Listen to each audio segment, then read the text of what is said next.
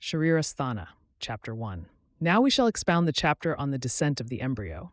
Thus indeed spoke the great sages, beginning with Atreya. When the sperm, male generative fluid, and ovum, female generative fluid, are pure, the soul consciousness, impelled by its own actions from past lives and afflictions, becomes an embryo by the power of conjunction reason, just as fire arises from fire sticks. That embryo, with subtle, great elements of the nature of seeds, and accompanied by and generated from the nutrient fluid of the mother, gradually develops in the womb. Just as the light of the sun's rays, though obstructed by a crystal, does not allow the fuel below it to be seen as it moves, so too the soul mind entering the womb. Because effects follow their causes, they share their nature. Therefore, the assumes various forms of different wombs, like molten iron. For this very reason, a male is born from an abundance of male semen, a female from female reproductive fluid, and a eunuch hermaphrodite from their equality. When the sperm and ovum menstrual blood are repeatedly divided by one of the three, there is a multiplicity of offspring according to their respective nature. Due to vitiated waste products, offspring are born with abnormal wombs and deformed shapes. In women, menstrual blood, which is born from plasma, flows for 3 days every month. It begins after the 12th year and ceases after the 50th. A woman who has completed 16 years, united with a man who has completed 20 years, when the uterus, path, blood, semen, vata, and heart are pure, gives birth to a powerful son. If the couple are of a lesser age than that, the embryo becomes diseased, short-lived, or unfortunate, or it does not form at all. Semen and menstrual blood that is incapable of conception is called vata, etc., cadaverous, nodular, purulent, diminished, and impure. One should describe the born condition by its specific signs. Cadaverous is due to blood, nodular is due to and, purulent is due to and, diminished is due to and. These are difficult to cure, but that which is vitiated by all three and resembling urine and feces is incurable. When etc. are vitiated, one should administer their specific medicine. Again, in the case of putrid semen, one should administer cooked with and or cooked with and other herbs. Now, he states the treatment for semen known as nodular, pasanabheda, for nodular semen, in semen resembling pus, with an etc. When semen is diminished, a semen-increasing treatment should be performed. Having been purified, one should drink ghee cooked with etc. or in semen resembling feces. In the and other types of menstrual disorders, it has been stated, one should apply one's own remedies, verse 12. For cadaver-smelling and nodular, specific treatments will be described. For a decoction made from and should be drunk, the sandalwood that will be mentioned for cadaver-smelling and pus-like blood should be drunk. All of that, along with urethral vaginal enema, should be performed in cases of genital diseases. Semen is white, heavy, unctuous, sweet, thick, and abundant. It resembles ghee, honey, or oil and is conducive to a good pregnancy. Menstrual blood, on the other hand, resembles lac juice or rabbit's blood, and when washed, it leaves no stain. A healthy couple whose semen and ovum are pure, who are mutually affectionate, and who have been oleated with male procreation-promoting substances, purified, and have regularly undergone enema therapy, the man, especially, with milk and ghee prepared with sweet-tasting medicines, and the woman with oil, black gram, and substances that increase the dosa associated with fire and metabolism. One should know a woman to be in her fertile period if she has a lean and clear face, trembling hips and breasts, relaxed eyes and abdomen, and a desire for a bay man. 2021. Just as a lotus contracts when the day has passed, so too does the vagina after the fertile period has passed. It does not accept semen thereafter. Indeed, the open or closed state of thee is the cause for conception or non-conception. And that depends on the active wind dosa, assisted by time, as it is said. The expels the blood accumulated over a month from the mouth of the again during the. It is slightly blackish and odorless. And pure blood is called flower, menstrual blood, because it is the indicator of the future fruit, which is called embryo. For this very reason, it is said, then, from the very sight of the for 3 days, she who contemplates auspiciousness, devoid of cleansing and adornment, sleeping on a bed of grass, should eat a small amount of milk-cooked barley preparation, which cleanses the alimentary tract and causes emaciation. in a leaf, a pot, or her hand, observing celibacy. On the fourth day, having bathed, pure, wearing white garlands and garments, desiring a son similar to her husband, she should first behold her husband. Is the fertile period only 3 days from the appearance of the menstrual flow at this very time? Or is it also for a later period? Apprehending this, he says, "These 12 nights, of which the first 3 are condemned. The 11th is also condemned. In even nights, a son is born, in odd nights, a daughter. Then, the preceptor should perform the rite for a son according to the prescribed method. For a woman of the class who is devoted to salutations, it should be performed without. Such a union will not be fruitless, and progeny will be as desired. For the virtuous declare the union of a couple in private to be for the sake of progeny. A bad child is a coal of the family, even if born in a great lineage. The couple should contemplate the form and character of the son they desire, and the regions whose customs and possessions resemble those of the desired child. And at the end of the ritual, the man, having eaten rice cooked with ghee and milk, should ascend the bed with his right foot first, as instructed by an astrologer. The woman, however, should ascend with her left foot to his right side, having eaten a diet rich in sesame oil and black gram. There, one should recite a mantra. He then recites the mantra, Om, you are the serpent, you are life. You are the foundation everywhere. May Dada establish you. May Vidhata establish you. May you be endowed with Brahmanical splendor. May Brahma, Brihaspati, Vishnu, Soma, Surya, and the 2 Asvins, Bhaga, and Mitra Varuna grant me a heroic son. Having consoled each other, they should then engage in intercourse, filled with joy. The woman, with her mind focused on him, should lie supine with her limbs well positioned. For in that way, she receives the seed with the bodily humors, situated in their proper places. The sign of a woman who has just conceived is the retention of the seed by the vagina. There is satisfaction, heaviness, throbbing, and non-emission of semen and blood, palpitation of the heart, drowsiness, thirst, lassitude, and horripilation. In the first month, the embryo is unmanifest. After 1 week, it becomes a jelly-like mass. One should administer rites for a male child before the manifestation of the here. Now it has been said, when the sperm and ovum are pure, the soul, impelled by its own past actions and afflictions, becomes thee. Verse 1. If by past actions a female has been drawn into the womb, then even with human effort it is not possible to make it a male. For strong human effort indeed overcomes even destiny. In the constellation, one should make a small male figure of gold, silver, or iron. Heat it until it is the color of fire, quench it in milk, and drink a handful of that milk. One should drink and ground in water, individually, in pairs, in threes, or all together during the constellation. For a son, one should instill the root of white with milk into the right nostril, for a daughter into the left nostril. The root of with milk, or 8 banyan tree sprouts, similarly, drunk through the nose or mouth, bestows the birth and stability of a son. One should also apply herbs externally and internally. The pregnant woman should always be attended to by her husband and servants with pleasant and beneficial things, and with fresh butter, ghee, and milk. Excessive coitus, exertion, carrying heavy loads, wearing heavy coverings, staying awake or sleeping at improper times, sitting on hard or elevated seats, suppressing urges due to grief, anger, fear, or anxiety, suppressing urges of nature, fasting, travel, pungent, hot, heavy, or constipating food, red clothing, looking into pits or wells, alcohol, meat, lying supine, and whatever else women do not desire, these should be avoided. Similarly, bloodletting, purification, emesis, and purgation and enema should be avoided from the 8th month onwards. Due to these, the immature fetus may abort, dry up in the womb, or die. Due to aggravating factors, the fetus becomes hunchbacked, blind, dull-witted, or dwarfish. Due to aggravating factors, it becomes bald or tawny-colored. Due to aggravating factors, it becomes afflicted with leukoderma or anemia, and she should conquer her diseases with mild, pleasant, and non-intense medicines.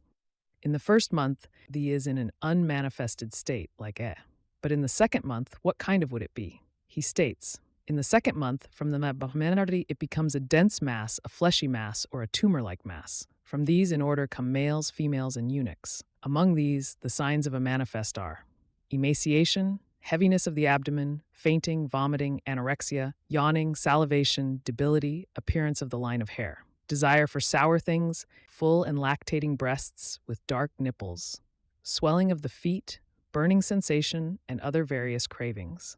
For the fetus's heart is born of the mother, and that fetal heart is connected with the mother's heart.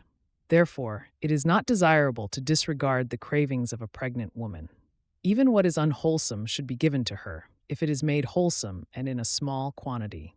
From the suppression of cravings, there arises deformity of the fetus or even miscarriage. In the 3rd month, the 5 parts of its body become manifest: the head, the 2 thighs, the 2 arms, and the generation of all subtle organs. And simultaneously with the head and other parts, there is also the knowledge of pleasure and pain. A channel is connected to the navel of the fetus and the heart of the mother, by which it obtains nourishment, just as a field does by an irrigation channel. In the 4th month, the limbs become distinct, and in the 5th, consciousness. In the 6th month, ligaments, sinews, veins, hair, strength, complexion, nails, and skin develop. In the 7th month, the fetus, complete with all its parts, is nourished by all the elements. In that 7th month, the pressed by the fetus reside in the heart, causing itching, burning sensation, and in the pregnant woman. In that condition, fresh butter, prepared with jujube decoction and sweet medicinal substances, is beneficial. Food that is light, sweet, and contains little salt and fat is also beneficial. The thighs, breasts, and abdomen should be smeared with a paste of sandalwood and vetiver, or they should be smeared with a superior paste made with the blood of deer, antelope, or rabbit. After anointing with oil prepared with leaves, one should massage. Then one should sprinkle with the juices of pointed gourd, neem, and Indian madder. One should also regularly cleanse with water prepared with Indian barberry and licorice. In the 8th month, vital essence moves back and forth between the mother and the child repeatedly. Due to this, they both become emaciated and elated. A child born then does not survive. Due to the instability of the woman's life may be uncertain. Here, a gruel prepared with milk with ghee is beneficial, and an oil enema is also beneficial. It should be prepared with sweet substances for purification, as should an enema with old feces. An enema prepared with a decoction of dried radish, jujube, and Indian gooseberry, along with a paste of dill, oil, ghee, and rock salt, is highly recommended. Even if one day has passed in that 8th month, thereafter is the time for delivery. After a year, if retained in the womb by oestrus, it causes disorders. In the 9th month, unctuous rice with meat juice is recommended, or gruel with much fat and the previously mentioned oil enema. Therefore, one should always place a piece of cloth or cotton soaked in oil in her vagina. Cold water, boiled with leaves that alleviate, is beneficial for bathing daily. One should not administer enema to a woman whose body is devoid of unctuousness from the 9th month onwards. She who first has milk in her right breast, who first moves on her right side, who is fond of questions about male names and male cravings, who sees male dreams, whose right flank is elevated and whose fetus is round, gives birth to a son. Otherwise, she gives birth to a daughter. And she who desires sexual intercourse with a man, and who is fond of dancing, musical instruments, singing, perfumes, and garlands, if there is a mixture of these, it is a eunuch. In that case, the middle of the abdomen is elevated. Twins are indicated by the elevation of both sides, making the abdomen appear like a trough. And before the 9th month, she should enter the lying-in chamber, which is in an auspicious place, well equipped with necessities, and on an auspicious day. There, surrounded by women who have given birth, she should await delivery. When delivery is imminent, today or tomorrow, there is lassitude, looseness of the abdomen and eyes, fatigue, heaviness below, anorexia, salivation, frequent urination, pain in the thighs, abdomen, waist, back, heart, bladder, and groin, tearing pain, pricking pain, throbbing, and discharge in the vagina. After these, the onset of labor pains occurs, and then the discharge of amniotic fluid. Then, when her fetus is ready, having performed auspicious rites, holding a fruit in her hand, well anointed and bathed with warm water, she should be given a gruel with ghee to drink. She should be made to lie on a soft bed on the ground, with her thighs bent, lying supine, her limbs repeatedly anointed and massaged below the navel. She should be made to yawn and walk. In this way, the fetus moves downwards. Its sign is the release from the heart. Having entered the abdomen, the fetus then rests above the bladder. When the labor pains, avia, hasten her, she should then be placed on a cot. When the fetus is compressed, one should dilate her, vagina. She should push gently at first, and then strongly until delivery. One should repeatedly gladden her with sounds of a son's birth, water, and air. In this way, the vital breaths, exhausted by the distress of childbirth, return. In case of retained fetus, one should fumigate the vagina uterus with the slough of a black snake. The woman should hold the root of in her hands and feet, or should be held. This should also be done in case of non-expulsion of the placenta. And lifting her up by her arms, one should shake her. One should strike her waist with the heel and press her buttocks firmly. One should touch her palate and throat with a braid and apply latex to her head. With snakeskin and mustard seeds, either with each separately or with any two, or with all together, anointing and fumigation of the should be done. Or one should make her drink a paste of and with scum of liquor, or with the soup of horsegram, or with fermented liquor of. Oil of mustard cooked with mustard, cumin, along with asafoetida and in urine and milk, is beneficial for oil enema in the anus or a decoction enema prepared with a paste of and, along with fat and salt, quickly expels the placenta. For its retention, vata dosa is the cause. By conquering it, the placenta quickly comes out. Or a skilled woman should remove it with a hand anointed, with ghee and with trimmed nails. One should anoint with oil the vagina, from which the placenta has been expelled, and also the body. In a condition characterized by pain in the head, bladder, and abdomen, one should administer finely powdered alkali from barley with ghee or warm water. Or one may give fermented rice water mixed with jaggery, the 3 pungents, and the 3 aromatics, powder. Then, a woman should attend to the infant with the appropriate care for a child. A puerperal woman, when hungry, should drink a large quantity of oil or ghee, mixed with a group of 5 pungent herbs, and then warm jaggery water, or water medicated with anti-vata drugs. In this way, one of the 3 does not become aggravated. The vitiated blood also becomes purified. This regimen should be followed for 2 or 3 nights. However, a woman unsuitable for unctuous substances should follow this same regimen without. After she has drunk, her abdomen should be wrapped after being anointed with a mixture of oil and ghee. When the has been digested, she should bathe and then drink a thin gruel prepared with the previously mentioned drugs. After 3 days, a thicker gruel, prepared with the decoction of the group of drugs, rich in is beneficial, or with milk according to her suitability. After 7 nights, a gradual, nourishing regimen is beneficial for her. Meat should not be consumed before the completion of 12 days. One should treat the woman in puerperium with care, for her ailments are difficult to cure. Due to the growth of the fetus, delivery, pain, discharge of fluid and blood, and pressure, her ailments are difficult to cure. And thus, after 1.5 months, the restrictions on diet, etc., are lifted. She is called one whose puerperium has passed from the reappearance of menstruation, 100.5. Thus, in the composed by the illustrious Vagbhata, son of the Lord of Physicians Simhagupta, in the 2nd section, Sharira Sthana, the first chapter named Garbhavakranti is concluded. Chapter 2. Now, therefore, we shall expound the chapter on the disorders of pregnancy. Thus indeed spoke the great sages, beginning with Atreya. If, due to the consumption of prohibited substances by a pregnant woman, or due to disease, bleeding is observed, or there is pain, then externally and internally, unctuous and cold remedies should be employed. Picus, cotton swabs, and naktakas, cloth pieces, smeared with a paste of eucera, lotus, sandalwood, milky trees, and ghee should be kept moist and applied to the vagina and bladder. A woman anointed with ghee, washed 100 times, should be immersed in water containing these substances.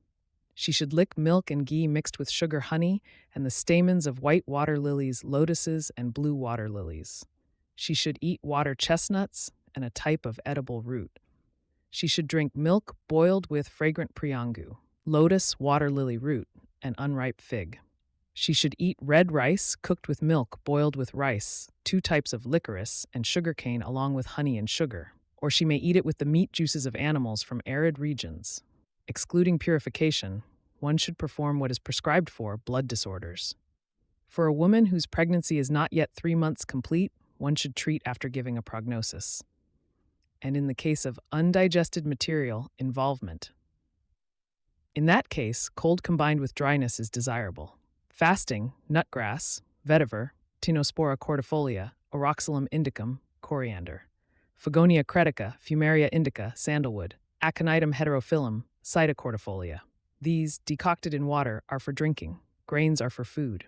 With gruels of mung bean and the like, once thee is overcome, unctuous treatments and so on, as before.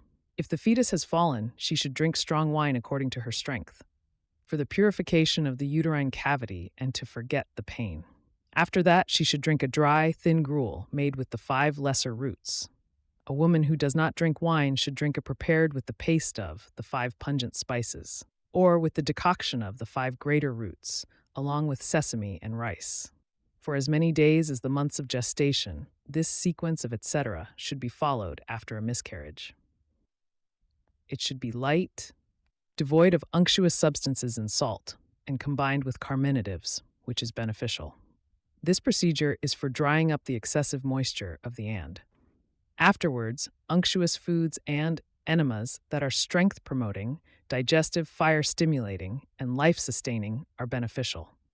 When the fetus has attained strength and is well developed, but due to a discharge from the vagina, the fetus does not grow and remains in the abdominal cavity with pulsations. They call it a seated or stunted fetus. Due to this, the abdomen does not enlarge, or due to grief, fasting, dry foods, etc., or excessive discharge from the. When is aggravated, the fetus becomes emaciated and dries up. They call that snake-like abdomen. Even if the abdomen was enlarged, in this condition it diminishes and pulsation is delayed. For these 2 conditions, the pregnant woman should be satisfied with clarified butter, milk, and meat juices prepared with nourishing, alleviating, and sweet substances, and she should be fed raw fetuses with these same substances. And for the well-fed woman, agitation should be caused by conveyances and vehicles.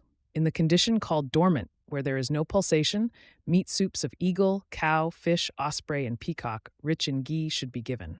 Also, soups made from black gram and radish should be given. One should drink unripe bale, fruit, sesame seeds, black gram, and roasted grain flour with milk.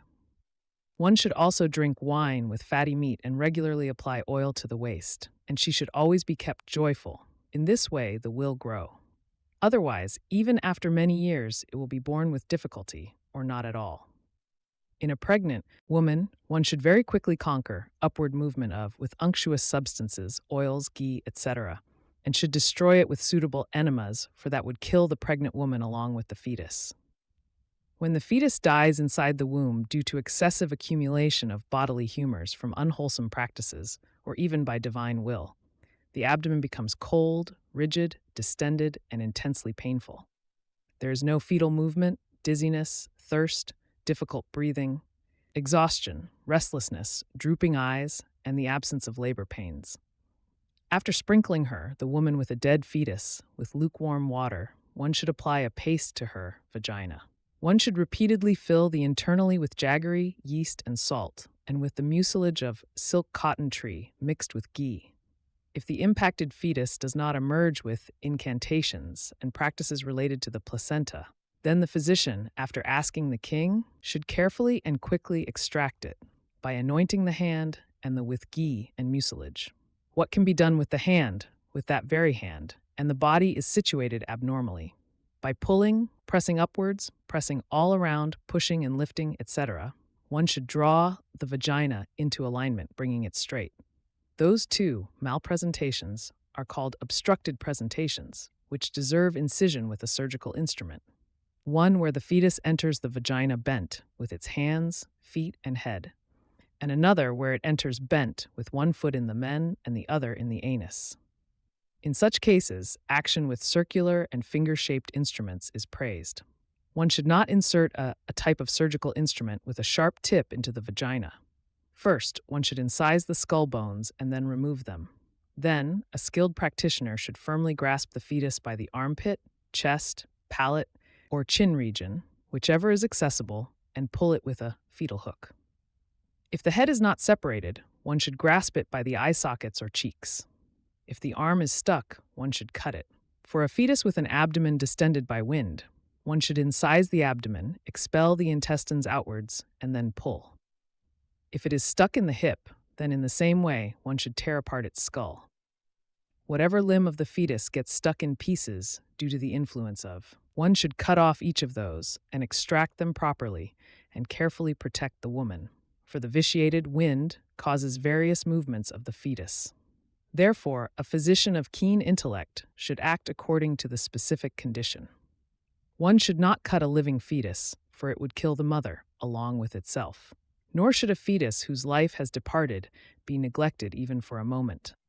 One should abandon a woman afflicted by vaginal constriction, prolapse, a specific pain or dyspnea, who has foul eructations, cold limbs, and an impacted fetus. Then, if the placenta does not descend, the physician should cause it to descend as before. Having thus removed the foreign body, one should sprinkle her with warm water. Then, for the woman whose body has been anointed, one should apply a oil-soaked swab to the.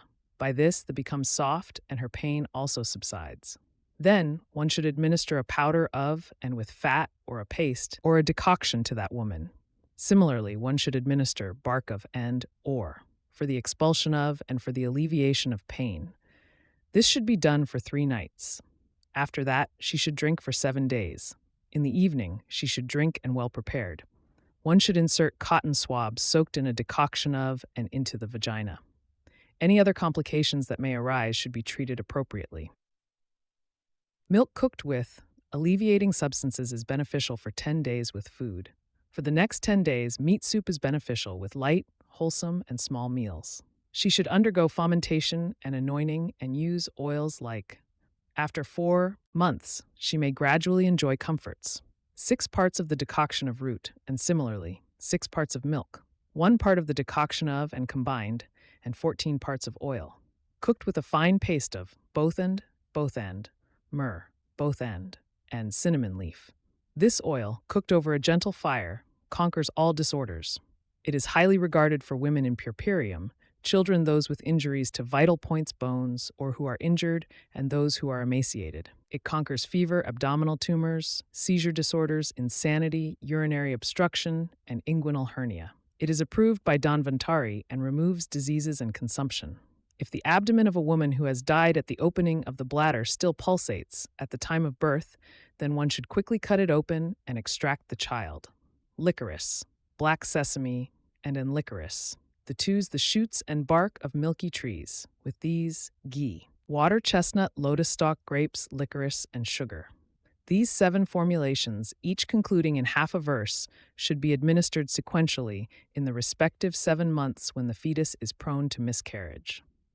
Milk boiled with the roots of and should be administered in the 8th month. In the 9th month, one should administer milk prepared with and. In the 10th month, milk prepared with or with and should be administered. Unknowing persons declare that blood retained in a woman's womb by is a fetus. When, due to pungent, hot, and sharp substances, it flows out again as mere blood, having the appearance of a fetus. The ignorant call it a fetus seized by spirits because they have seen the removal of a materialized form. Or, because spirits are desirous of or due to their instability, the mother of the fetus should not be neglected by spirits. Thus, in the composed by Srimad Vagbhata, son of Sri Vidyapati Simhagupta, in the 2nd chapter of the 2nd section, Sharira Sthana, named Garbhavyapana, the 2nd chapter is concluded. Chapter 3. Now therefore we shall expound the chapter on the division of the body. Thus indeed spoke the great sages beginning with Atreya, the head, the trunk, 2 arms, and 2 thighs. These are, in brief, the 6 parts of the body.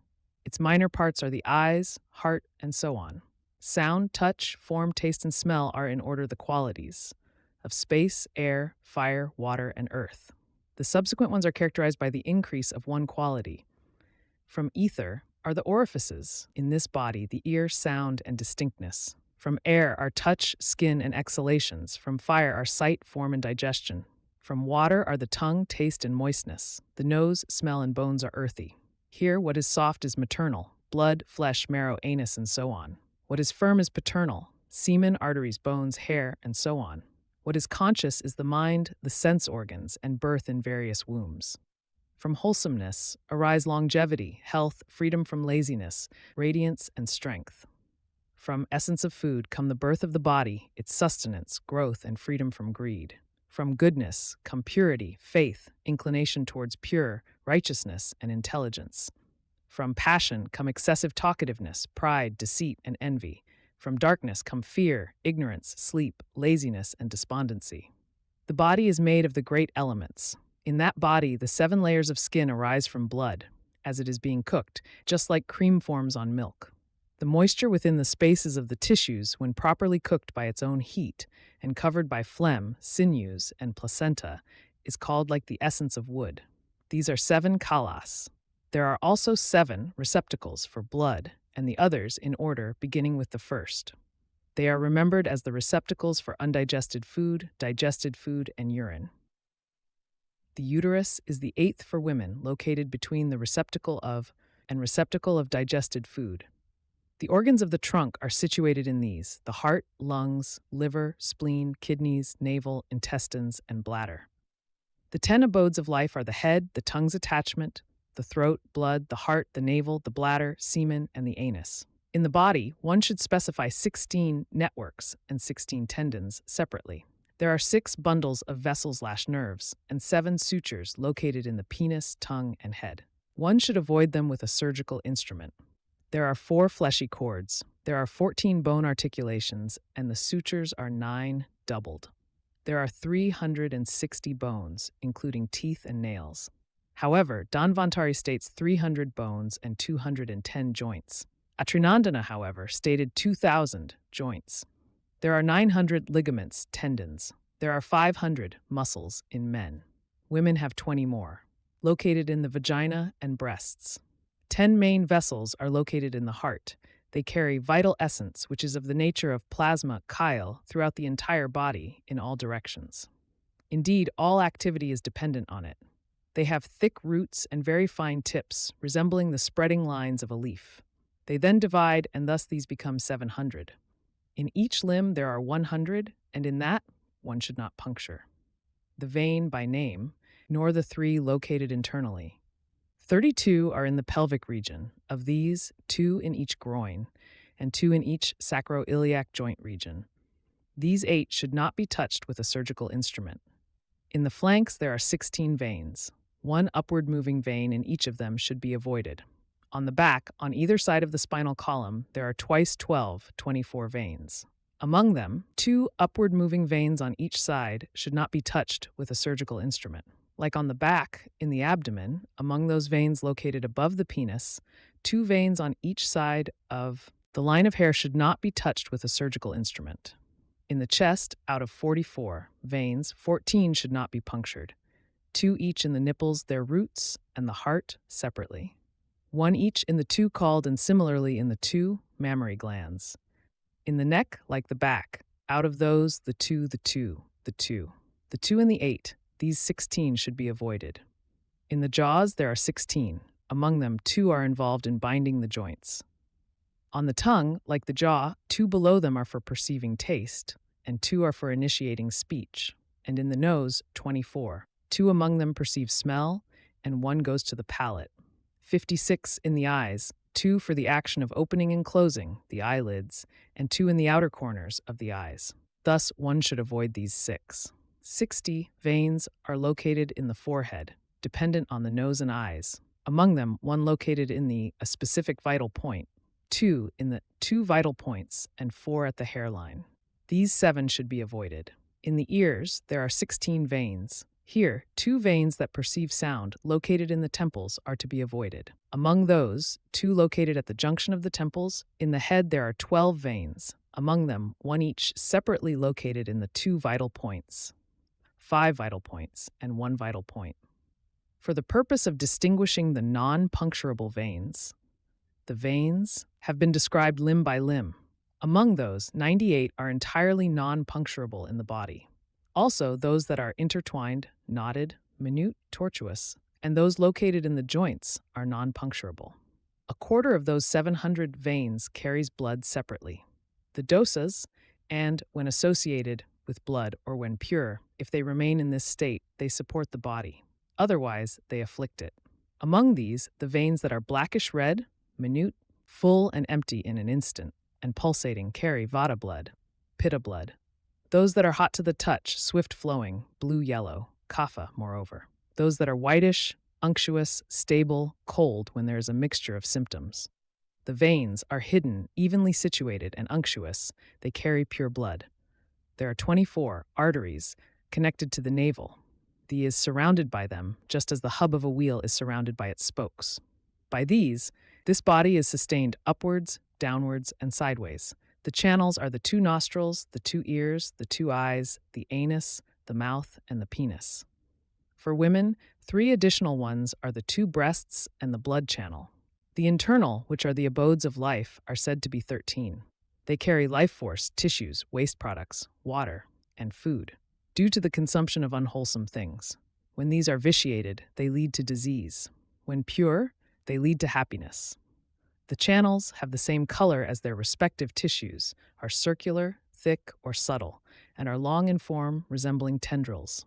That food and regimen which is similar in qualities to the yeasty, and that which is contrary to thee, is a vitiator of thee. Excessive flow, obstruction, or knots in the channels or movement in an improper path are the signs of vitiation of thee. Just as the subtle channels of lotus stalks are spread far and wide, so too are the subtle openings of the channels in the body through which the essence is nourished. However, in the event of injury to the ford, there occur delusion tremors, distension, vomiting, fever, delirium, pain, retention of feces and urine, or even death. Therefore, a physician, having declared that the to be pierced should treat it, after carefully extracting the foreign body and applying the treatment for fresh wounds. The bile, called digestive, mentioned earlier, is the digester of food. However, the teaching of Atreya is that it is the heat of the etc. The duodenum, small intestine, having obstructed the ingested food in the stomach, digests it and then carries it downwards. If strong, it digests the food, but if weak, it releases the food undigested. Indeed, the strength of thee is the fire, and that fire also depends on the for its strength. Therefore, when the fire is vitiated, the becomes vitiated and causes disease. That food which nourishes the tissues, vital essence, strength, complexion, etc. of the body, in that fire is the cause for the nutrient fluids, etc. Do not arise from undigested food. Food consumed at the proper time brought into the alimentary tract by vital air. Its mass broken up by liquids, softened by unctuous substances, is then digested by the digestive fire in the stomach stimulated by one of the 5 S. Just as an external fire cooks rice and water in a pot. First, food, even if it has 6 tastes, becomes sweet and generates one of the 3 in a frothy state. Then, due to acidic transformation, it becomes sour, and while moving from the it generates one of the 3. Once it has moved on, dried by the caul, and fully digested, it becomes solidified, pungent, and generates i.e. the 5 heats: earthy, watery, fiery, airy, and ethereal. Each digest their respective qualities of food, such as the earthy and others subsequently. And those qualities of the great elements, when properly digested by their respective fires, nourish the qualities of the great elements of the body separately. The earthy ones nourish only the earthy ones, and the remaining ones nourish the remaining ones present in the body. That digested food becomes twofold: waste product and essence. Among these, know the clear of food to be urine and the dense to be feces. The essence of the medical treatise, which is the essence, is again digested by 7 digestive fires according to their respective natures. From plasma comes blood, from that muscle. From comes fat, and from that bone.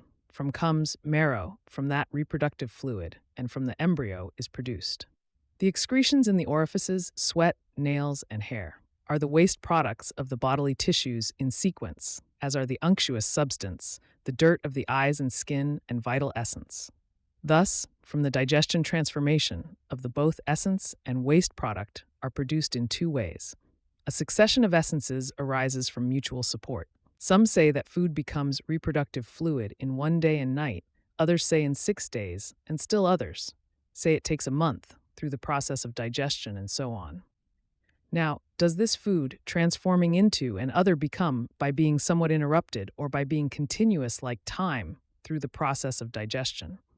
Therefore, it is said, the transformation of the nourishing is continuous, like a wheel. Aphrodisiac, substances and others, by their specific action, immediately produce and so on. Ashtanga Hridaya. Any other medicine, too, generally performs its action within a day and night. Ashtanga Hridaya. Indeed, the plasma tissue, by means of a type of whose action is appropriate for propulsion, is constantly propelled throughout the body simultaneously and incessantly. When the plasma is propelled and adheres in a place due to a defect in the channels, it produces a disorder there, just as a cloud produces rain in the sky. Ashtanga Hridaya. Similarly, there can be a localized aggravation of this is termed the action of the food, elemental, and tissue fires. The one who cooks food is considered superior among all the digestive fires, for they, the other fires, are rooted in it, and their increase and decrease are due to its increase and decrease. Therefore, one should carefully protect that digestive fire with appropriate and beneficial food, drink, and fuel, for the stability of life and strength depends on its stability. The digestive fire is balanced when the is in its proper place. It is irregular when it is moving in abnormal paths. It is sharp, intense when the is overwhelmed by. It is dull, slow when it is afflicted by. Thus is of four types: balanced, irregular, sharp, and dull. That which properly digests food eaten correctly is balanced. The irregular one digests food either improperly but quickly or properly but slowly. The sharp fire quickly digests food even if it is improper. But the dull one digests food even if consumed properly only after a long time, causing dryness of the mouth, abdominal distension, gurgling in the intestines, flatulence, and heaviness. Body strength is threefold: inborn, time-dependent, and acquired through proper regimen. Among these, the natural strength arising from one's mental constitution and body is inborn. That which arises from age and seasons is time-dependent, and acquired through proper regimen is that which is generated by proper activities and diet, as well as that which arises from strength-enhancing regimens. A arid land has little water, few trees, and few mountains, and causes few diseases. And marshy land is the opposite of this. A ordinary land is considered to be balanced. Marrow, fat, muscle fat, urine, bile, phlegm, feces, blood.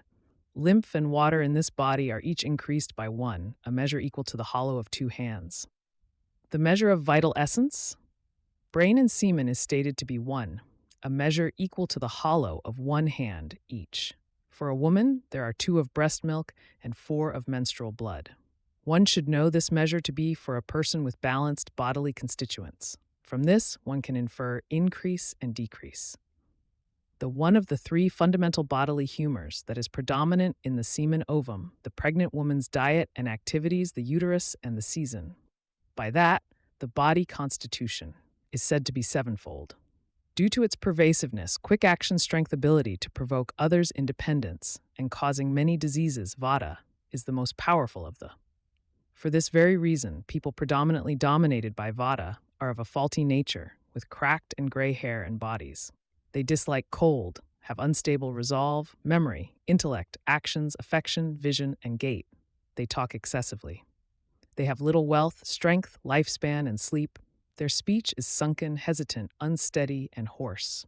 They are atheistic, eat a lot, are playful, and are fond of singing, laughter, hunting, and quarrels. They crave sweet, sour, salty, and hot things as wholesome. They are thin and tall in build and walk with a noisy gait. They are not firm, not self-controlled, not noble, not beloved by women, nor do they have many children. Their eyes are rough, grayish, round, unattractive, and appear lifeless. When asleep, their eyes seem open, and they travel to mountains, trees, and the sky. They are unfortunate, filled with envy, thieves, and have prominent calf muscles. Vatic individuals resemble dogs, jackals, camels, vultures, mice, and crows in their nature. One whose is excessive has intense thirst and hunger. Their body is fair and warm. Their hands, feet, and face are coppery. They are brave, proud, have tawny hair, and few body hairs. They are fond of garlands, unguents, and ornaments. They are well-behaved, pure, and affectionate towards their dependents. They are endowed with wealth, courage, intellect, and strength, and their gait is fearsome even to enemies. They are intelligent, with loose joints, ligaments, and muscles. They are not desired by women, and have little semen and sexual desire. They are a dwelling place for graying hair, wrinkles, and moles. They eat food that is sweet, astringent, bitter, and cold. They dislike heat, sweat profusely, have a foul odor, and are prone to much defecation, anger, drinking, eating, and envy. In sleep, they see flowers, trees, burning directions, meteors, lightning, and fire. Their eyes are thin, tawny, and restless, with thin and few eyelashes, and they prefer cold. Their eyes quickly become red due to anger, alcohol, and the sun's rays. They have a moderate lifespan, moderate strength, are learned and fearful of suffering. Those of constitution resemble tigers, bears, monkeys, cats, and is moon. Therefore, a person is gentle with hidden, unctuous, and firmly knit joints, bones, and muscles. They are not afflicted by hunger, thirst, suffering, distress, or heat. They are endowed with intellect, are of pure nature, and truthful. They have the color of grass, reeds, weapons, lotus, or gold. They have long arms, a broad and stout chest, a large forehead, and thick, dark hair. They have soft limbs, a well-proportioned and beautiful body, abundant vigor, sexual pleasure, plasma, semen, children, and servants. They are righteous, never speak harshly, and harbor deep, strong, and long-lasting enmity in secret. Their gait is like that of an intoxicated lordly elephant, and their voice is like clouds, the ocean, a drum, or a lion. They are mindful, diligent, and humble, and even in childhood they are not excessively tearful or restless. They eat little food that is bitter, astringent, pungent, hot, and dry, yet they are strong. Their eyes have red corners, are very unctuous, broad, long, with clearly defined white and black parts and thick eyelashes. They have little speech, anger, drinking, eating, and effort. They have a long lifespan and much wealth, are far-sighted and generous. They are faithful, profound, large-hearted, patient, noble, sleepy, procrastinating, and grateful. They are straightforward, learned, fortunate, very modest, devoted to gurus, and have firm friendships. In dreams, they see bodies of water with lotuses and rows of birds and clouds. Those of constitution are similar to Brahma, Rudra, Indra, Varuna, Tarksha, Garuda, swans, and lordly elephants, and also to lions, horses, cows, and bulls. A person's constitutions are of two types, dual or all triple, arising from the combination of two or all qualities. And similarly, one should declare the predominant in by qualities such as purity and faith. As for age, up to 16 years is childhood.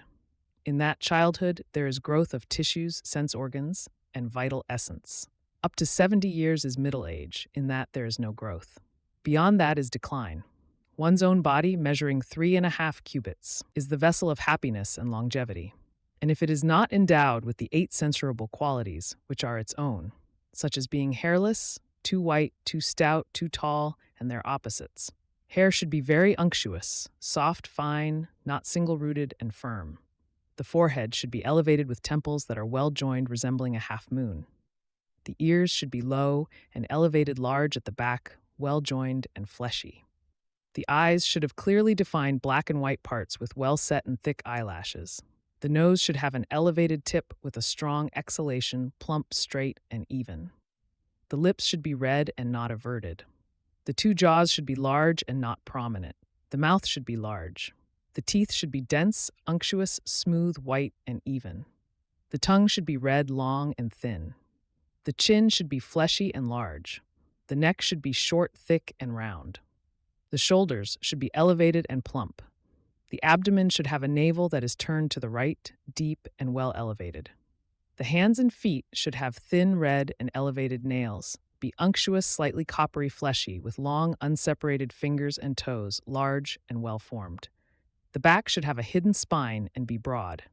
The joints should be hidden and firm. The voice should be steady and resonant.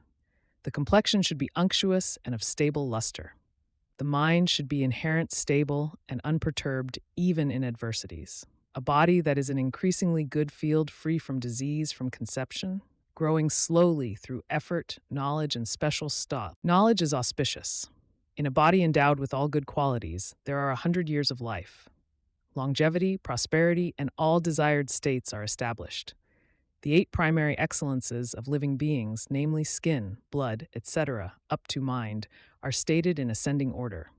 For the knowledge of strength and measure, one who is endowed with all becomes supremely dignified, hopeful in all undertakings, enduring, of good intellect, and stable.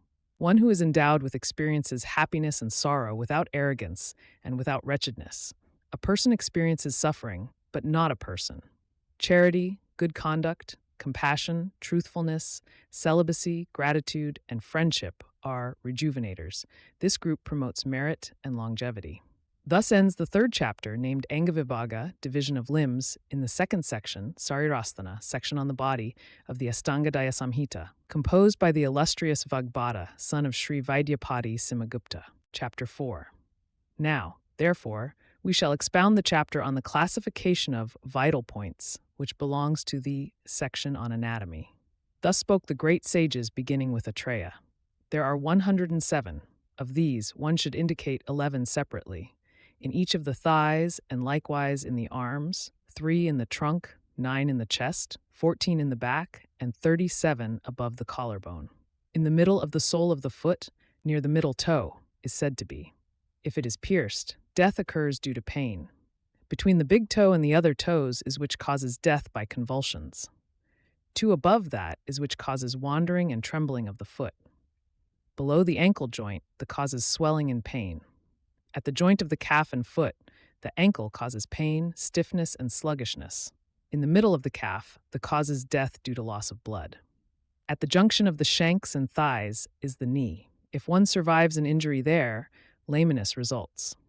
3 fingers above is the vital point, which causes stiffness and swelling of the thigh. In the middle of the thigh is the vital point. Injury to it causes emaciation of the thigh due to loss of blood. At the root of the thigh, the marma destroys the leg due to loss of blood. Between the scrotum and the groin is the marma, which causes impotence. Thus, in the thighs, and similarly in the arms, the wrist here is like the ankle.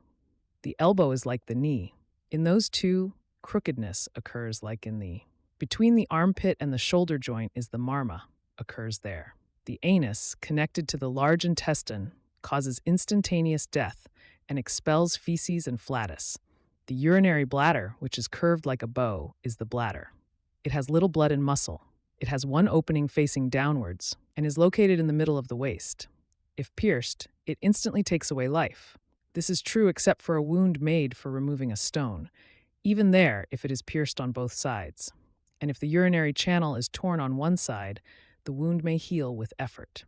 The navel is the abode of all channels and is located in the middle of the body and the undigested and digested locations. It also causes instantaneous death and the entrance to the stomach. The heart is the abode of goodness, etc., located between the breasts, chest, and trunk.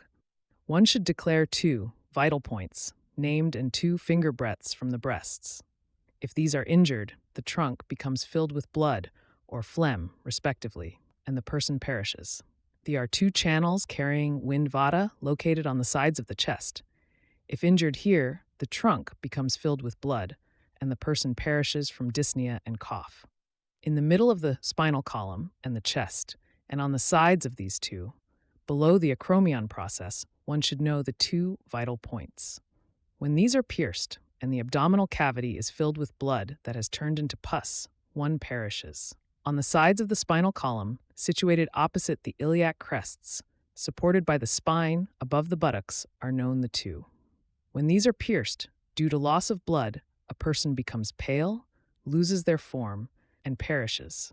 The 2 joints on both sides of the spinal column, in the region of the waist, on the outer part of the hip, those 2 are the. From their injury, there is loss of movement in the lower body and loss of sensation. The 2 buttocks are situated between the flanks above the iliac crests, covering the receptacles, and are located in the cartilaginous bones. If they are injured, there is swelling in the lower body, weakness, and then death. The 2 flank joints are located between the flanks and in the middle of the hip flanks, described as being obliquely upwards. If they are pierced, the body cavity fills with blood, and another body is formed, i.e. death. The 2 great are veins located directly below the nipples, supported by the spinal column. If they are pierced, death occurs due to severe blood loss. The 2 shoulder blades of the shoulder, which are connected to the base of the arms on the sides of the spinal column, if pierced, cause numbness and wasting of the arms. On both sides of the neck, between the neck, arms and head are two ligaments called shoulders. These two, connected to the shoulder seat if pierced, destroy the function of the arms. On both sides of the windpipe, there are four veins connected to the jaw. Among these, two are known as the ane and two as the. Piercing them causes loss of voice and distortion of speech, as well as loss of taste perception. In the throat, on both sides, are four veins each, extending to the tongue and nose. These, called when pierced, instantly destroy life. They are at the junction of the head and neck. When pierced, the head becomes shaky. Below the ears, in the depressions, are the which cause loss of hearing. The marmas are on both sides of the nasal passages, following the path of the ears. Located within the throat, their piercing causes loss of the sense of smell. Outside the eyes, below the outer ends of the eyebrows, are the. Similarly, above the eyebrows are the depressed. Piercing these causes blindness. Near the ears, at the end of the forehead, are the which cause instantaneous death. At the hairline, above the temples, are the two marmas. The marma is in the middle of the eyebrows. In all three of these, if a foreign body is not extracted, one lives. Or if it falls out on its own due to suppuration, one lives. But if it is extracted, one perishes immediately.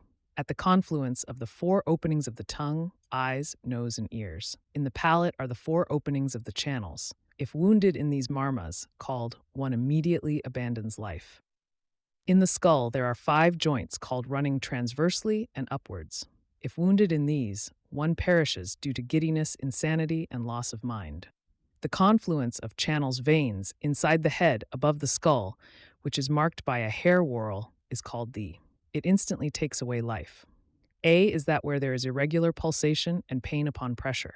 The confluence of muscle, bone, ligament, tendon, artery, channel, vein, and joint is called A. And because of this, life is especially situated there. But the enumeration of vital points is predominantly of 6 types, or they are considered to be 1 due to their commonality as abodes of life force. 10 are muscle-borne, and 8 are bone-borne, and there are 23 ligament sinew vital points, and one should declare 9 located in the arteries, and 37 are dependent on veins, 4 and there are 20 joint and adipati. According to other authorities, the anus is a muscle vital point, and similarly, and those called are ligament tendon. The are in the veins, and the and are not considered by them to be located in the arteries. When A is pierced, there is continuous discharge of blood, thin like meat washing water. Pallor, loss of sensory perception, and swift death occur in an injury. If an bony vital point is pierced, there is a clear, interrupted discharge mixed with marrow and pain. In a ligamentous, there are contractions, convulsions, stiffness, and excessive pain. There is an inability to ride, stand, or sit, or there is deformity or death. If an arterial is pierced, there is a discharge of blood that is noisy, frothy, and hot, and the person becomes unconscious. If a vital point involving a vein is pierced, thick, continuous, and abundant blood flows out. Due to its depletion, death occurs from thirst, dizziness, dyspnea, unconsciousness, and hiccup. In a vital point involving a joint, the affected area appears as if covered with ons, and when healed, there is laminus or crippling. There is also loss of strength and movement, emaciation, and swelling in the joints.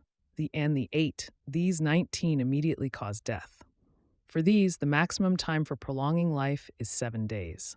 The 33 and marmas are life-threatening after a period, causing death in a month or half a month. The 2 and the 1.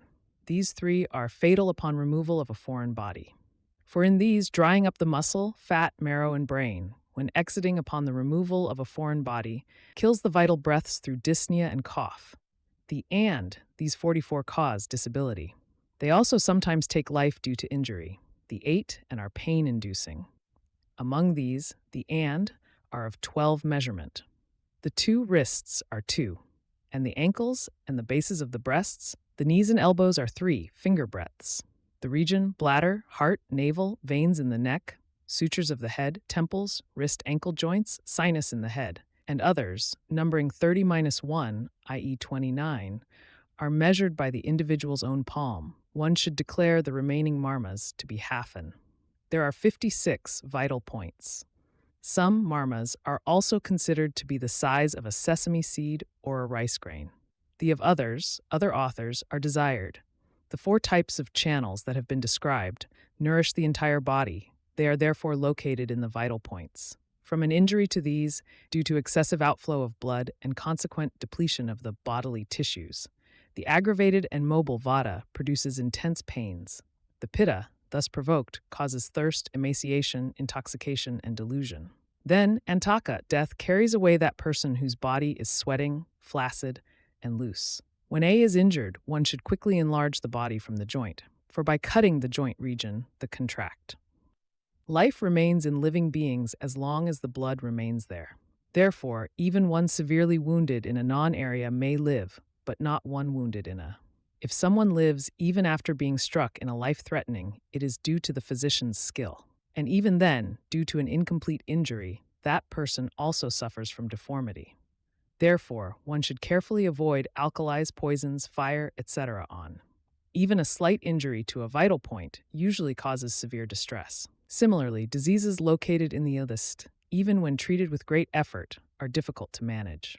Here ends the fourth chapter, named Marmavibhaga, in the second section, Sharira Sthana, of the Ashtanga Hridaya Samhita, composed by the illustrious Vagbhata, son of the Lord of Physicians, Simhagupta. Chapter 5. Now we shall expound the section on the knowledge of abnormalities of the body. Thus indeed spoke the great sages, beginning with Atreya. Just as a flower is a sign of a future fruit, smoke of fire, and the rising of clouds of rain, so too is an fatal prognostic sign, a certain indicator of future death. All actions performed by physicians are fruitful for the prosperity of physicians when the patient has a full lifespan, just as for a grateful king. Actions performed for one whose lifespan is diminished are useless, like those done for a wicked person, and bring disrepute, doubt about the body, and loss of one's own purpose. Therefore, now they describe the characteristics of those whose lives are gone. Abnormality is designated by the wise as fatal prognostic sign from the normal state. There is no death without an fatal prognostic sign, nor is there life when an has been seen. Some, however, say that it is of two kinds, due to the distinction of permanent and impermanent. Due to the abundance of bodily humors and semblance of a fatal sign may arise. That subsides when the subside, but the permanent is certainly for death.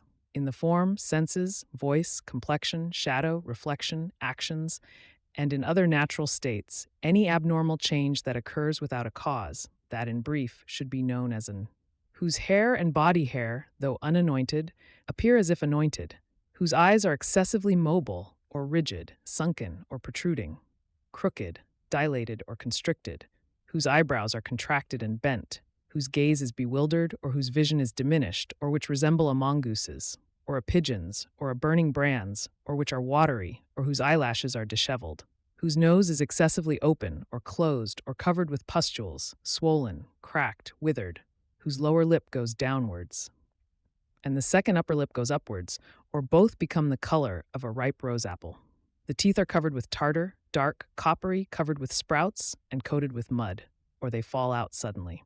The tongue is crooked, spreading, swollen, dry, heavy, dark, coated, numb, and thorny, whose head or neck cannot bear the burden of the body, or whose jaws cannot bear the morsel of food in the mouth, whose limbs, without cause, become either very heavy or very light, from whose orifices blood flows without poison or pathological humor being the cause.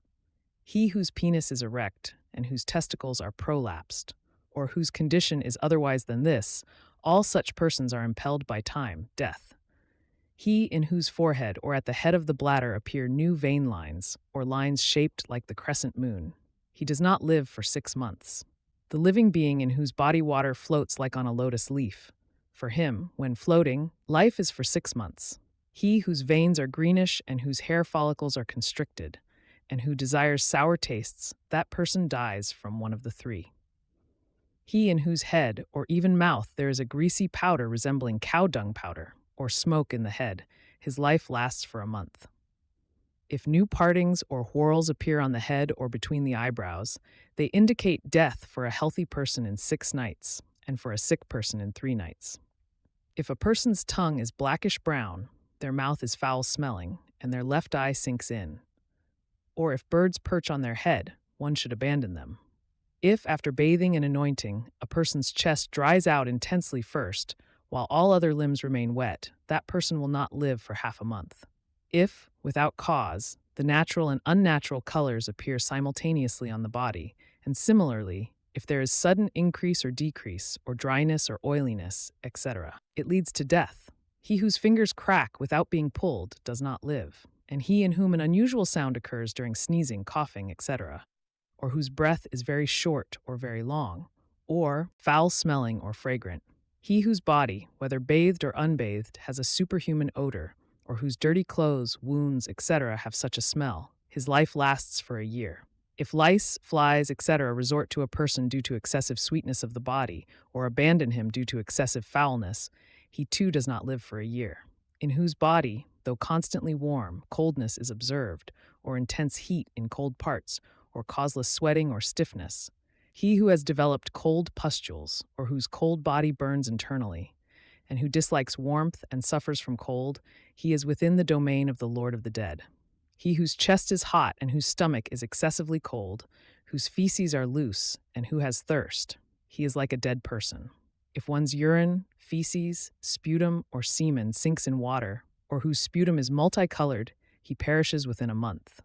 He who perceives the dense sky as if it were the sky, and the sky as if it were dense, and the formless as if it had form, and the formed as if it were formless, and the luminous as non-luminous, and similarly white as black, and the non-existent as existent, and though having no eye disease, sees the moon as multiformed or without its mark, and while awake sees demons, celestial musicians, ghosts, and other similar beings, and sees a distorted form or various such things, he perishes. He who does not see a faint star near the Great Bear, or the Pole Star, or the Milky Way, he does not see that year. He who hears the sounds of clouds, torrents of water, the lute, drum, and flute, and other sounds that are non-existent or not truly existent. He who, pressing his ears, does not hear the sound, pulsation. And he who perceives tastes, smells, and touches in a reversed manner, or he who perceives nothing at all, or he who does not smell the scent of a lamp. He for whom tastes are harmful when taken according to rule, but beneficial when taken contrary to rule. He whose body feels as if it is covered with dust, or who does not feel a blow to his body, and he who, without intense austerity or performed according to rule, knows what is beyond the senses. For all these, one should declare death. One whose voice is deficient, weak, indistinct, or stammering, or who suddenly becomes bewildered when wishing to speak, that person does not live. Observing the weakening of the voice, and the causeless loss of strength and complexion, and the causeless increase of disease, one should predict death. One who speaks with a discordant voice has reached their own death. One should avoid the listener of such a sound from afar. If a person's shadow aura changes in its form, size, color, or luster, even in a dream, he is indeed a dead man. The shadow reflection that arises from the body in sunlight, mirrors, water, etc., corresponding to its form and size, is called reflection. But that which depends on color and luster is the true residing in the body. If a person's reflection is broken, fragmented, excessive, disordered, headless, two-headed, crooked, distorted, or otherwise abnormal, one should know him to have a completed lifespan, unless it is caused by a specific sign or cause. If the image of a maiden is not seen in a person's eyes, which is made of. The 5 reflections of the 5 elements, ether, air, fire, water, earth, have distinct characteristics. The ethereal is clear, slightly blue, unctuous, and appears lustrous. That of air is dusty, reddish, grayish-brown, ash-like, rough, and devoid of luster. That of fire is pure red, radiant, and pleasing to the sight. That of water is pure like a clean gem, very unctuous and pleasant. That of earth is stable, unctuous, dense, pure, dark, and white. The aerial reflection indicates disease, death, and suffering. The others bring about happiness. Luster is said to be entirely fiery. It is remembered to be of 7 kinds: red, yellow, white, grayish-brown, green, pale, and black. Among these, those radiance types that are expansive, unctuous, and clear are auspicious. Those that are dull, rough, and contracted lead to inauspicious outcomes. The shadow aura pervades the color while radiance illuminates the color. The is perceived when near, while radiance becomes manifest when distant. No one is without or without. However, specific distinctions indicate the auspicious and inauspicious outcomes for people based on their at the appropriate time.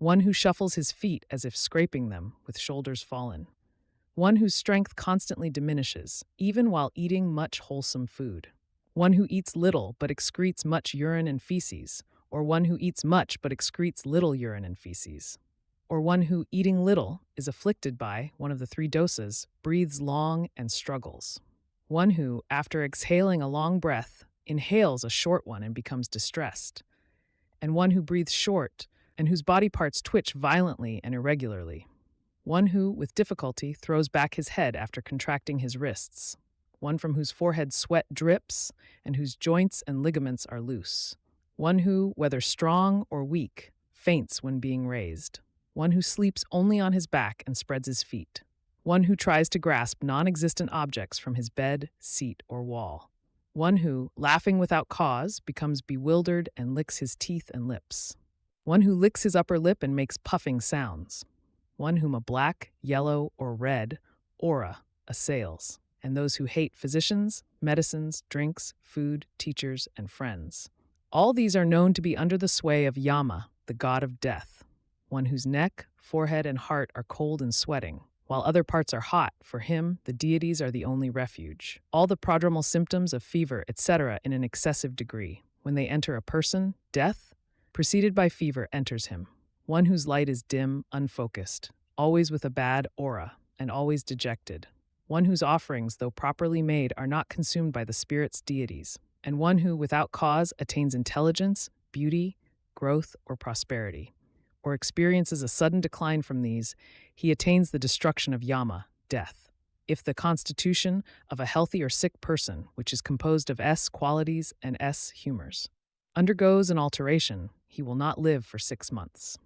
Devotion, character, memory, generosity, intellect, and strength. These 6 cease without cause for one who is about to die within 6 months. For one who is about to die within a month, there is gait, speech, trembling, and delusion like that of an intoxicated person.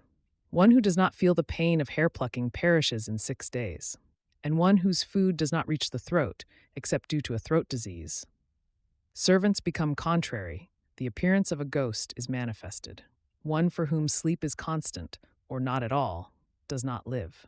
The mouth is filled with tears, and the feet sweat profusely. The eye becomes agitated for one who is about to go to the realm of Yama.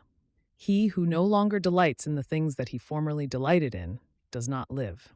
If a disorder with all its characteristic symptoms suddenly arises in a person, or if it suddenly disappears, that person quickly perishes.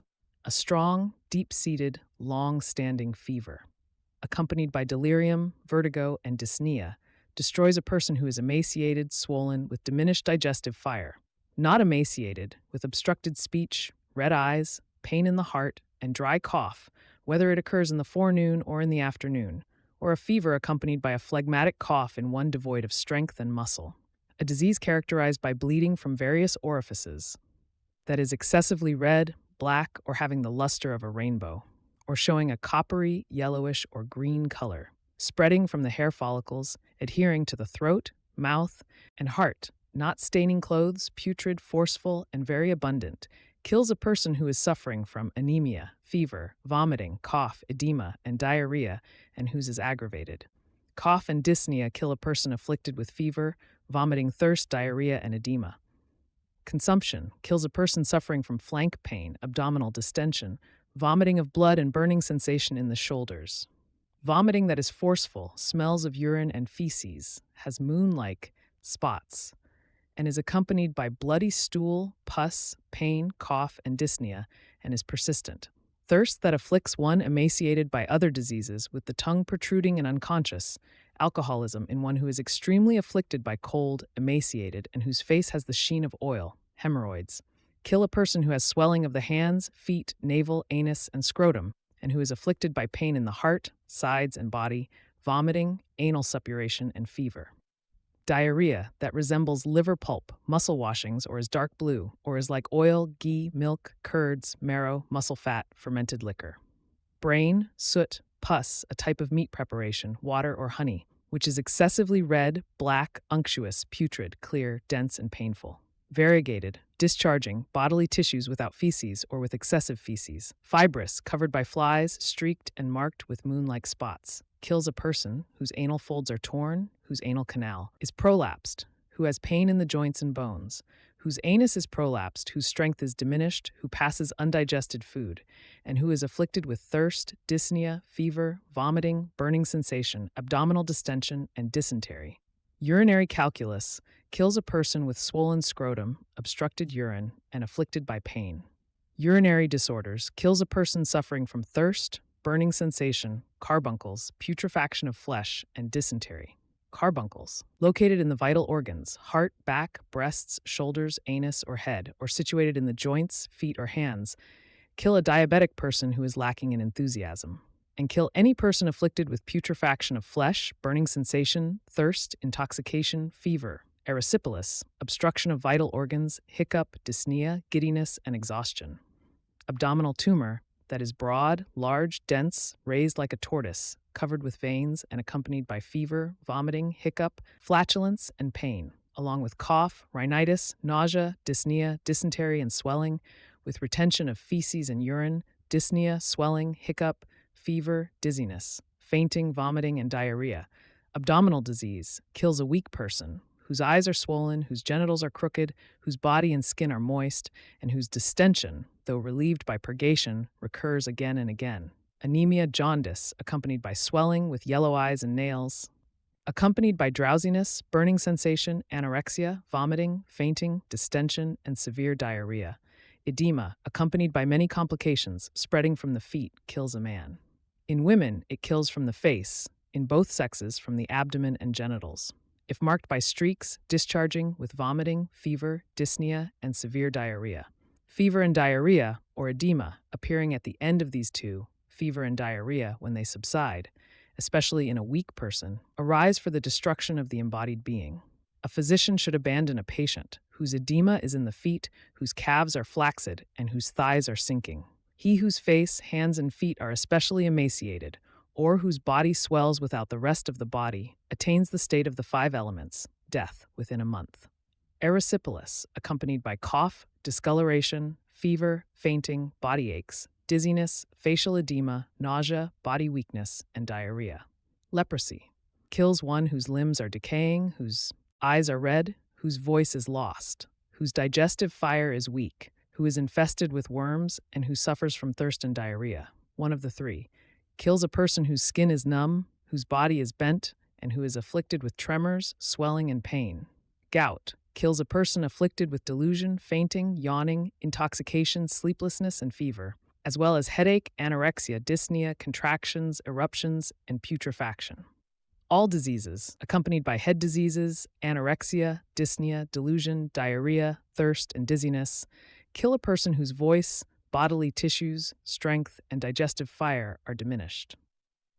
One suffering from a disease caused by an epileptic, a leper, one with a bleeding disorder, one with abdominal disease, a consumptive, one with an abdominal tumor, and a diabetic, one should avoid these emaciated individuals even if their disorder is slight.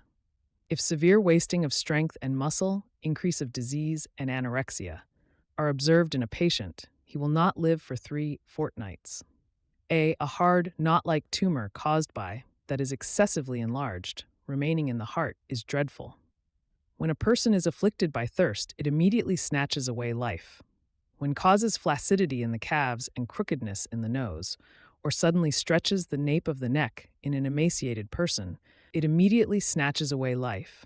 When enters the space between the navel and anus, or takes refuge in the groins, or, being powerful, seizes the anus and heart in a person with a wasted body, or obstructs the waste products, the head of the bladder and the navel, causing pain, or causes pain in the groins, thirst, and loose stools, or generates dyspnea by seizing the anus and groin, or when wind spreads the tips of the ribs and seizes the chest.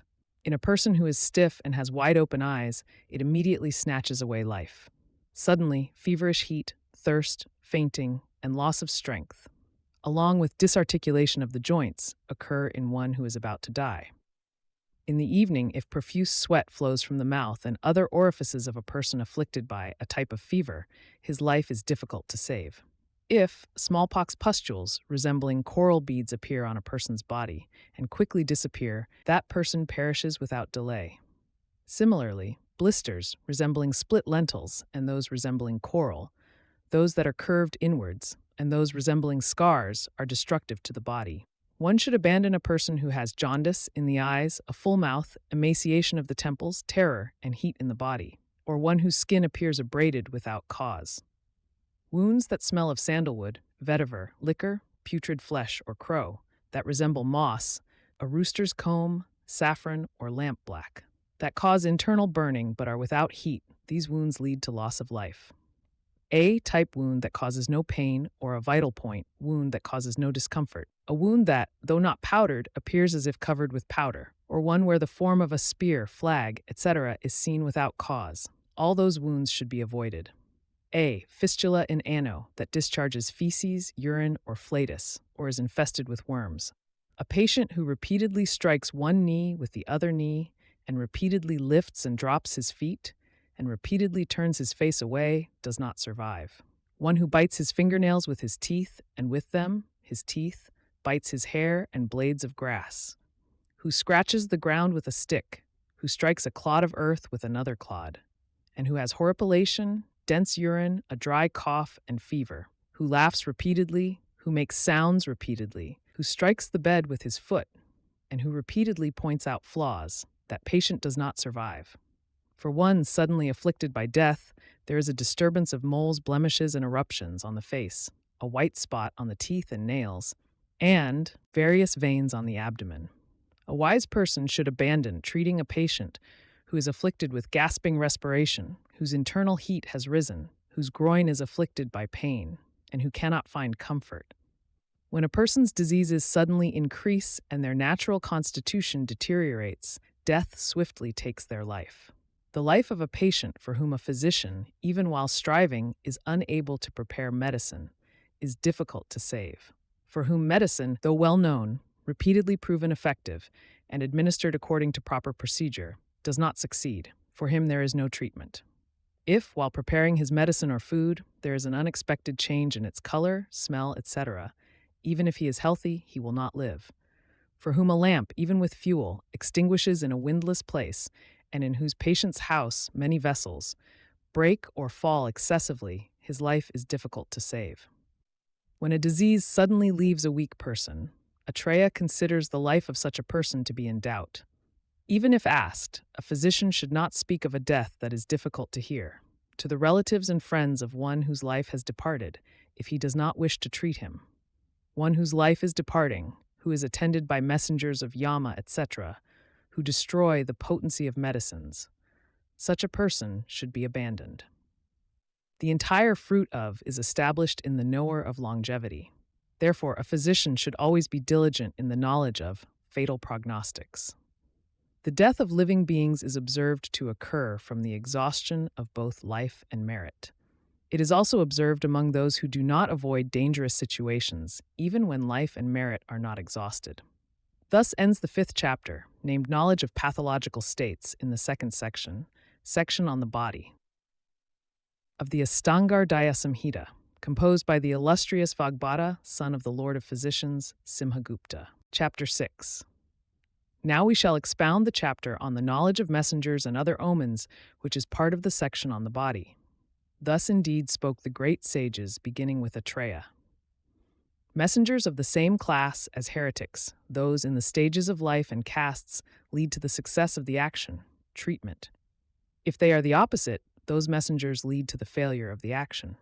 A physician should not follow a messenger who is miserable, fearful, hurried, terrified, harsh, or speaks inauspicious words, nor one who is, armed with a weapon carrying a staff, an eunuch bald with a beard or matted hair, nor one with an inauspicious name, performing cruel deeds, dirty a woman, nor one who is numerous, i.e., multiple messengers, diseased, deformed, adorned with red garlands or unguents, nor one who is smeared with oil or mud, wearing old, discolored, wet, or a single garment, nor one who is mounted on a donkey, camel, or buffalo, or crushing wood, clods of earth, etc., nor one who is calling from a distance. When the physician is engaged in inauspicious thoughts or speech, or is naked, or is cutting or breaking something, or is offering oblations into the fire, or offering rice balls to the ancestors, or is asleep, or has disheveled hair, or is unanointed, or is weeping, or is impure. Then messengers of people who are about to die come to the physician. When the physician sees a messenger who has arrived in a place or time that shares the same qualities as the disease, or when the physician himself shares such qualities, he should not treat that patient. Messengers who touch the navel, nose, mouth, hair, body hair, nails, teeth, private parts, back, breasts, neck, abdomen, ring finger, cotton, husk, lead, bones, skull, mortar, pestle, broom, winnowing basket, dirty cloth, ashes, charcoal, wicks, ropes, shoes, scales, nooses, or any broken or dislocated object, when seen by the physician for the first time, declare that the patients will die, or at midnight, midday, at the junctions of day and night on festival days, on the 6th, 4th, or 9th lunar days, at the rising of or in the constellations IE or IE. And if the messenger speaks words related to the patient, and the physician sees an inauspicious omen, he should not follow that messenger. For example, a disabled person, a dead person, or an adornment for the dead, or something cut, burnt, or destroyed, or words speaking of such things, or a pungent, intense taste, or a great cadaverous smell, or a vast, cruel touch, or anything else of that nature. If all this occurs around the message or at the time of the message, or upon seeing the approaching messenger, one should not treat that patient. Cries of ha-ha, loud wailing, shouting, stumbling, sneezing, the destruction of clothes, umbrellas, or footwear, seeing distressed people, the sinking of shrines, banners, or full vessels. Inauspicious pronouncements of hata, destroyed, defilement with ash and dust. The path being cut off by snakes, mongooses, monitor lizards, chameleons, or monkeys. The cruel cries of animals and birds towards the blazing direction, the sight of black grains, jaggery, buttermilk, oil cake, salt, fermented liquor, hides, mustard, fat, oil, grass, mud, and fuel. Eunuchs, cruel people, dog-eaters, nets and snares, vomit, feces, foul-smelling and repulsive things, things devoid of essence, sexual intercourse, cotton and the like, and enemies. The sight of beds, seats, and vehicles turned upside down, and the unseemly sight of other vessels and the like turned face down. Male-named birds on the left and female-named birds on the right are auspicious. Birds and animals moving clockwise are auspicious, but not so dogs and jackals. Odd numbers of animals are also considered good, and birds, mongooses, goats, and peacocks are always considered good to see. The sight of an owl, a cat, or a chameleon is inauspicious in every way. And rainbow appearing on the forehead is inauspicious. Elsewhere, it is auspicious. Vessels full of fire, broken ones, and those without a flame are also inauspicious. Curd, unbroken rice grains, and other auspicious things, as will be described if seen departing, are what the physician sees upon entering the house of those who are about to die. Having seen such inauspicious signs from the messenger and so forth, one should abandon the afflicted person. Otherwise, if the signs are auspicious, a physician with a pure heart full of compassion should carefully treat him. The sight of curds, unbroken grains, sugarcane, flat beans, honey, ghee, lac, collyrium, a golden pitcher, a bell, a lotus, and so forth. Fresh grass, fresh fish, fresh meat, parched grains, fruits, and edibles. Jewels, elephants, full pitchers, a maiden, a chariot, a growing man, deities, a king, white flowers, white fly whisks, white garments, white horses, a conch, a virtuous person, a turban, a ceremonial arch, a elevated ground, a blazing fire, pleasing food and drink, a full cart. Men, a cow with its calf, a mare, and also a woman. Birds, cranes, sweet-speaking birds, swans, birds, and a single bound animal. And the sight of bracelets, mirrors, white mustard seeds, and ox gall. A very fragrant smell, a very white color, a sweet taste. The favorable sound of a bull, and similarly of cows. And the auspicious sounds of beautiful deer, birds, and humans. The raising of umbrellas, banners, and flags, praise, the sounds of drums and conches, auspicious sounds, and the sounds of Vedic recitation, and a pleasant, favorable wind. These should be known as signs of health on the path and upon entering a house. Thus, the messenger and omens have been described. Next, dreams will be explained. He who in a dream drinks wine with spirits and is dragged by a dog, that mortal is quickly led away by death in the form of fever. He who adorned with a red garland, red body, and red clothes is laughing and carried away by a woman. He dies from a bleeding disorder. by buffaloes, horses, boars, camels, and donkeys. He who goes to the southern direction, his death is from consumption. If a thorny creeper, a bamboo, or a palm tree grows in the heart of a person in a dream, he will quickly perish from abdominal tumor. If a lotus appears on the chest of a naked person who is offering oblations of ghee to a flameless fire in a dream, he will perish from leprosy. If a person drinks various kinds of unctuous substances with outcasts in a dream, he will perish from urinary disorders. One who, due to insanity, dances with demons and plunges into water will perish. The mortal who, due to epilepsy, dances and is led away by a ghost will perish. One whose vehicle is a donkey, camel, cat, monkey, tiger, or boar, or by or jackals, he is in the jaws of death. Having eaten cakes and a type of fried bread, and then woken up, if one vomits something similar, one does not live. The viewing of solar and lunar eclipses leads to eye disease. The sight of the sun and moon falling causes destruction of sight. The growth of bamboo, creepers, etc. on the head, as well as of birds, the nesting of birds on the head, baldness, being surrounded by crows, vultures, etc. Similarly, association with ghosts, demons, women, and cow-eaters. Entanglement in thickets of reeds, creepers, bamboo, grass, and thorns. Sleeping in pits or cremation grounds, falling into dust and ashes, sinking into water, mud, etc.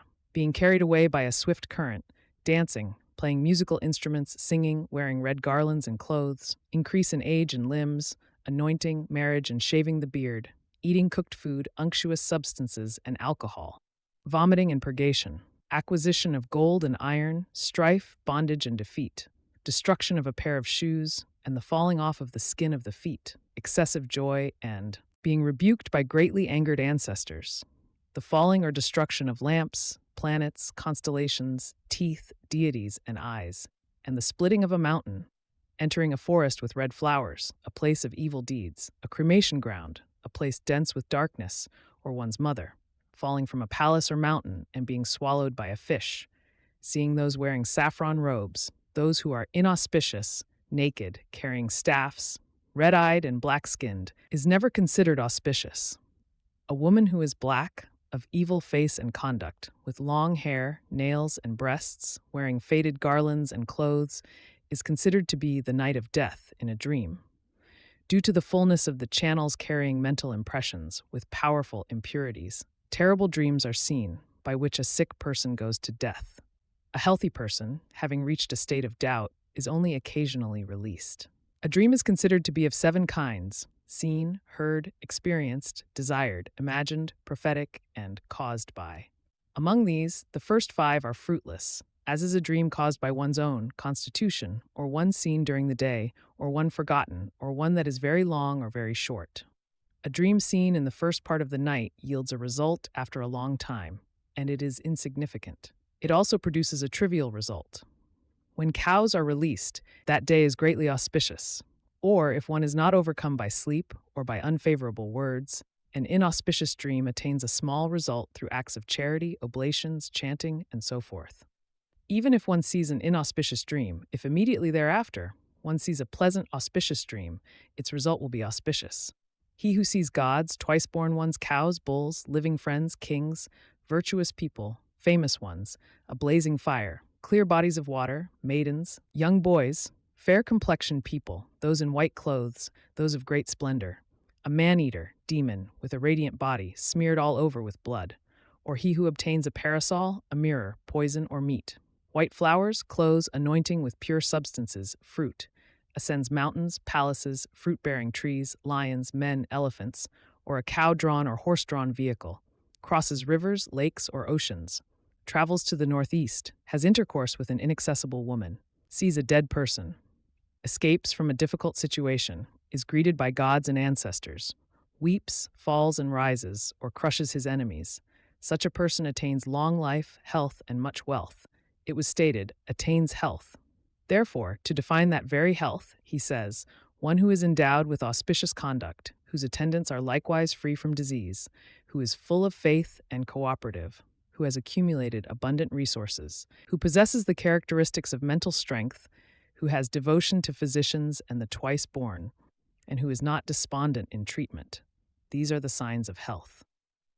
Since birth and death are properly explained here, this section is therefore called Relating to the Body. 73 1/2. Thus, in the composed by the illustrious Vagbhata, son of the Lord of Physicians Simagupta, in the second section, the 6th chapter named Knowledge of Messengers and Omens, is concluded.